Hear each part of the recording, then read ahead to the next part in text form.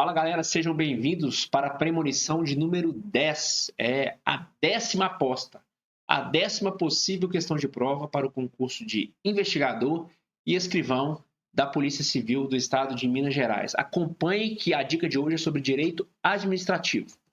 Olha aí, pessoal, está na tela. O item é esse aqui, ó, responsabilidade administrativa, civil e penal. Nós vamos falar nessa premonição número 10, basicamente isso aqui, ó, responsabilidade administrativa. Primeiro tem pertinência com o cargo, né? Pertinência temática, você já sabe o que é isso. Você que já está acompanhando aqui a série. Os policiais aí são grandes geradores de responsabilidade do Estado. Fazem algumas lambanças aí e acabam tendo que o Estado mais tarde pagar o dano, reparar o dano. Esse é o primeiro motivo. E o segundo, que esse é um tema tradicionalmente cobrado, gente. Sobretudo nas provas das carreiras policiais.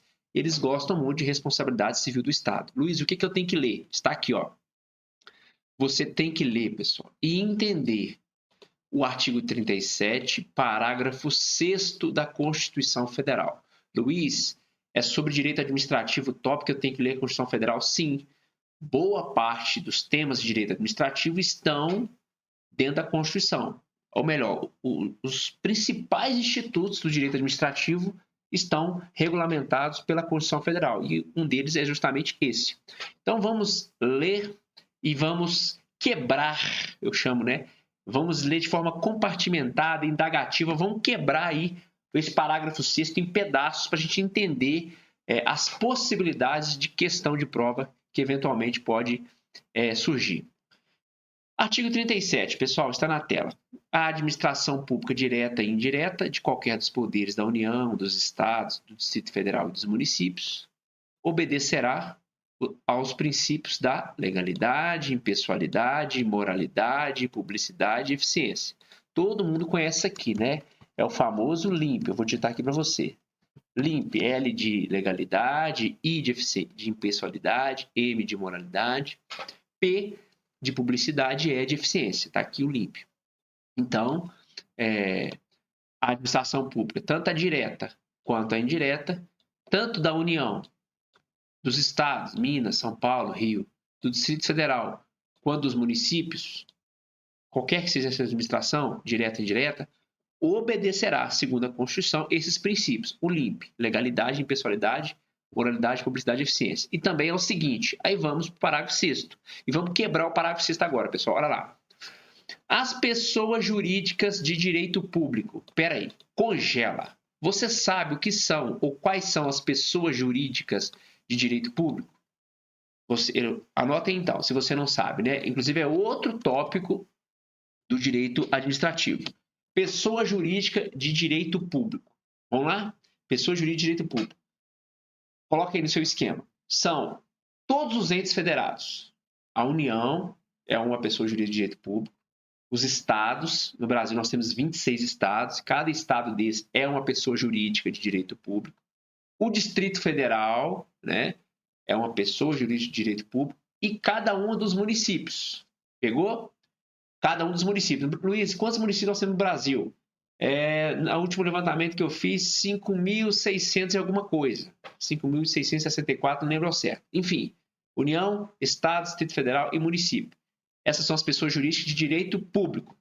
Luiz, tem outras pessoas de direito público semelhantemente a essas? Tem. Só que essas pessoas de direito público, você obviamente vai estudar isso no outro tópico de direito administrativo. São as pessoas de direito público que eu acabei de dizer, da administração pública direta. Pegou? União, estados, municípios, Distrito Federal, pessoa jurídica de direito público da administração pública direta. Então quer dizer que tem uma administração pública indireta, Luiz? Sim, não é o foco aqui, mas para você entender esse texto aqui do parágrafo 6, você tem que entender isso. Então existem as pessoas jurídicas de direito público, as 4 que eu falei, no âmbito da administração pública direta. E também existe pessoas jurídicas de direito público do outro lado, da administração pública indireta. E eu vou citar só 2 aqui para vocês. As autarquias e as fundações públicas. Então, quando o texto aqui, voltando aqui para vocês, quando o texto fala, olha aí, ó, pessoa jurídica de direito público, eu posso escrever aqui, ó, União, quem mais que eu disse? Estados, DF, Distrito Federal, municípios,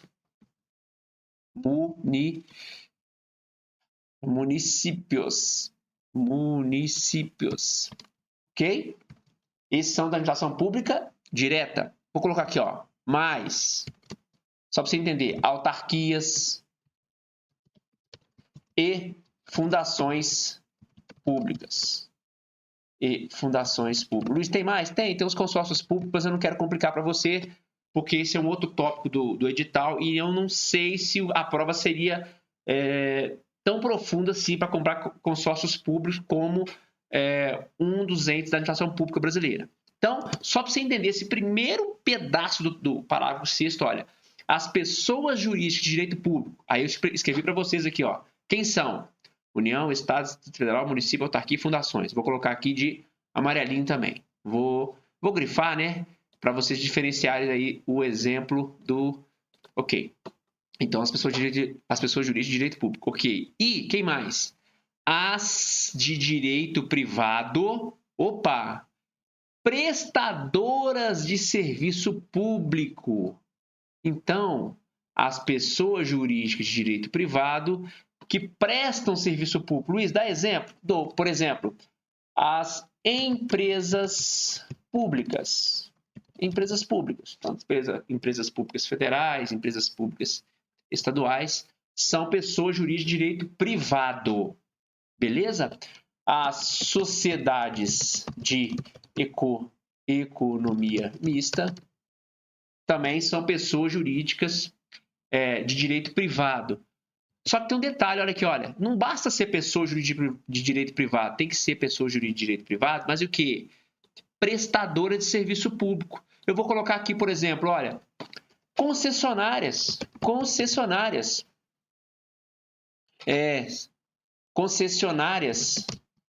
de serviço público.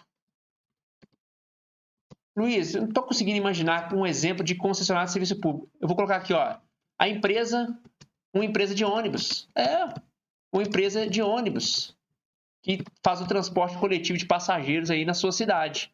Então, essa empresa de ônibus da sua cidade é uma pessoa de direito privado, só que é uma prestadora de serviço público. Qual que é o serviço público? Transporte coletivo de passageiro. Então, pessoal, esses caras que eu narrei para vocês aqui, vou colocar em verdinho, né? Vamos sublinhar, porque são exemplos, não é o texto original. Esses caras aqui. Olha aqui. A União, o Estado, Distrito Federal, município e as autarquias e fundações. E as empresas públicas, a sociedade de economia mista, as concessionárias de serviço público. O que tem esses caras? Aí que vem o texto. Eles, olha aqui, responderão, sim, pelo quê? Pelos danos. Sério? Pelos danos que seus agentes, os agentes que nessa qualidade, ou seja, na qualidade de agentes, causarem a terceiros, assegurado o direito de regresso contra o responsável nos casos de dolo ou culpa. Vamos lá. Então, esses caras aqui responderão pelos danos que seus agentes causarem. Exemplo, você vai ser um policial do estado de Minas Gerais, um policial civil do estado de Minas Gerais. Você, estando em serviço, conduzindo a viatura da Polícia Civil, digamos que você atropela um pedestre que estava atravessando ali a via e causa um dano, você quebrou a perna dele, causou alguma lesão. Quem que vai responder por esse dano? Vai pagar os medicamentos, as cirurgias, os dias que ele ficar parado do trabalho, as eventuais cirurgias reparatórias, enfim. Quem que vai pagar? Segundo o texto da Constituição, o próprio Estado de Minas Gerais. O Estado de Minas Gerais é uma pessoa jurídica de direito público. Você é um agente que está agindo em nome do Estado de Minas Gerais. Olha lá. Responderão pelos danos que seus agentes, você, nessa qualidade, está em serviço, causarem a terceiro. Ou seja, esse terceiro, esse João, essa Maria, que foi atropelado pela viatura da Polícia Civil, vai entrar com uma ação na Justiça visando receber do Estado de Minas Gerais a reparação do dano que você causou. Fez sentido agora? Vou voltar para o texto. Olha aí.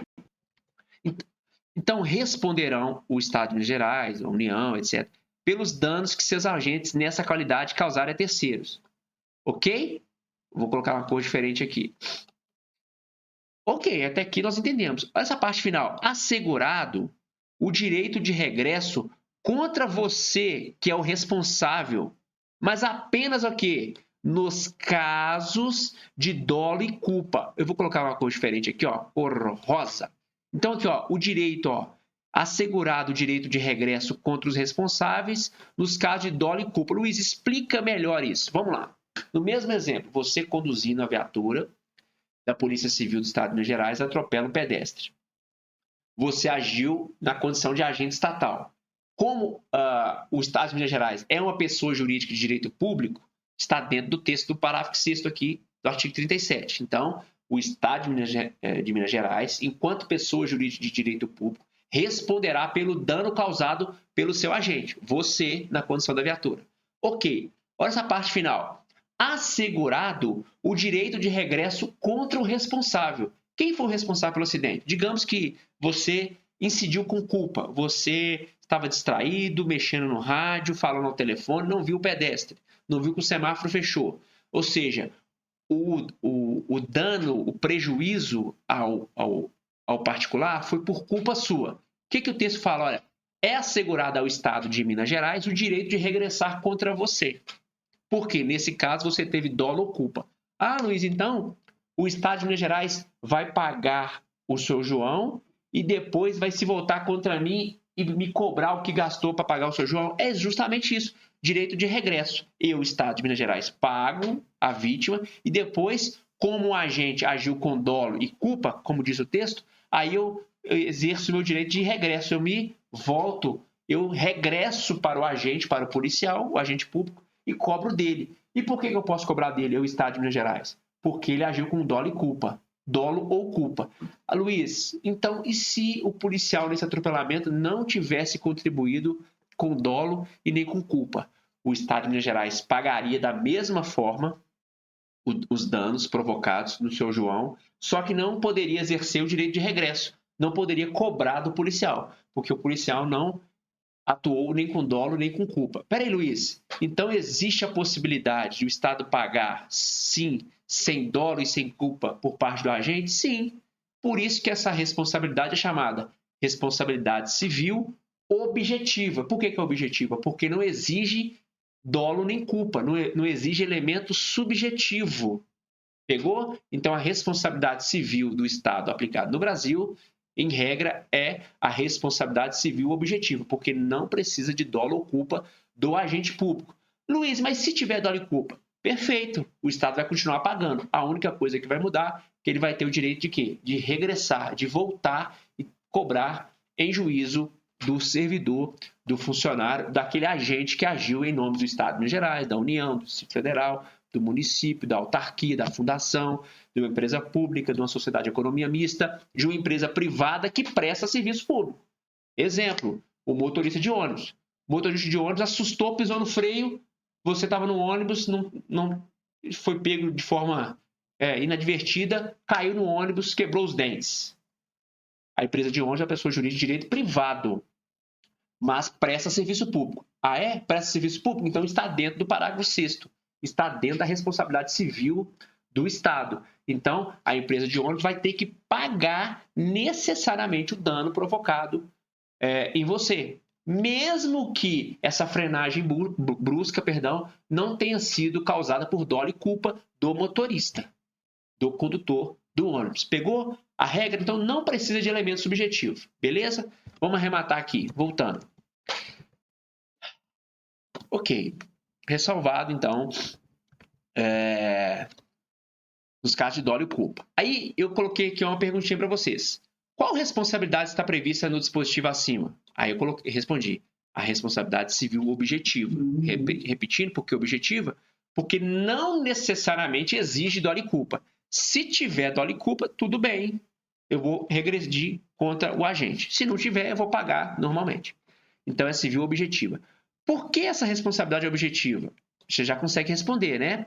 Porque não exige dolo e nem culpa do agente estatal. Se exigisse dolo e culpa, a responsabilidade seria subjetiva. Ficou claro, né? 3. Já que não se exige elemento subjetivo, isso é, dolo e culpa, quais os elementos da responsabilidade civil objetiva? Se não tem dolo nem culpa, o que tem que ter?